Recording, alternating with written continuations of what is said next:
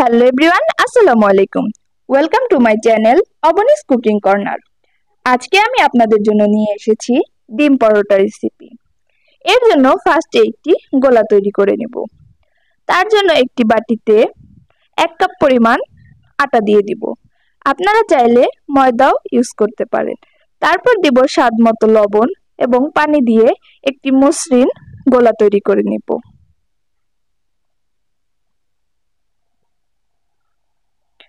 গোলাটা খুব বেশি পাতলা বা খুব বেশি ঘনও করা যাবে না। তারপর আরেকটি বাটিতে বড় সাইজের একটি পেঁয়াজ কুচি, 2টি কাঁচামরিচ ফালি নিয়েছি, তবে আপনারা যে যেরকম ঝাল খান সেরকম মরিচ নেবেন।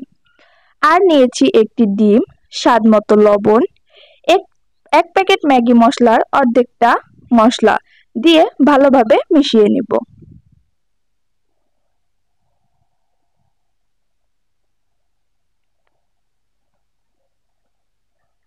তারপর একটি প্যানে একটি টিস্যু দিয়ে অল্প একটু তেল দিয়ে মাখিয়ে নিব।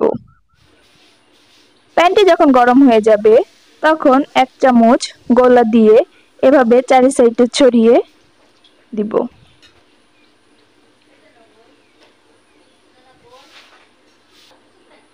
তিরিশ থেকে 40 সেকেন্ড পর যখন এরকম উপরের সাইডটা সেদ্ধ হয়ে যাবে তখন উল্টিয়ে নিব। তারপর চারি সাইডে তেল দিয়ে ভেজে নিব।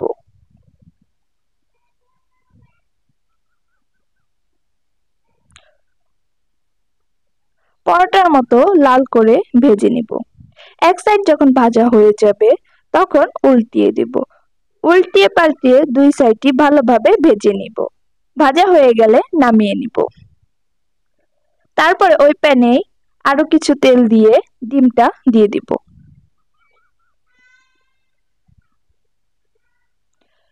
ডিমটি যখন এক সাইড ভাজা হয়ে যাবে তার উপর পরোটাটা দিয়ে দিব। পরোটাটি দিয়ে আরো কিছুক্ষণ ভেজে নিব। তারপর উল্টিয়ে দিব।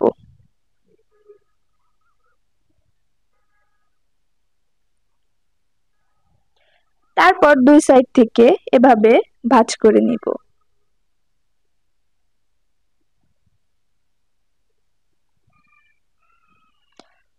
ভাজ করে আবারও 30 সেকেন্ড অপেক্ষা করব, তারপর নামিয়ে নিব। হয়ে গেল মজাদার স্বাস্থ্যসম্মত নাস্তা রেসিপি ডিম পরোটা। আমার ভিডিওটি যদি ভালো লেগে থাকে তাহলে অবশ্যই লাইক, কমেন্ট, শেয়ার এবং চ্যানেলটি সাবস্ক্রাইব করবেন। ধন্যবাদ।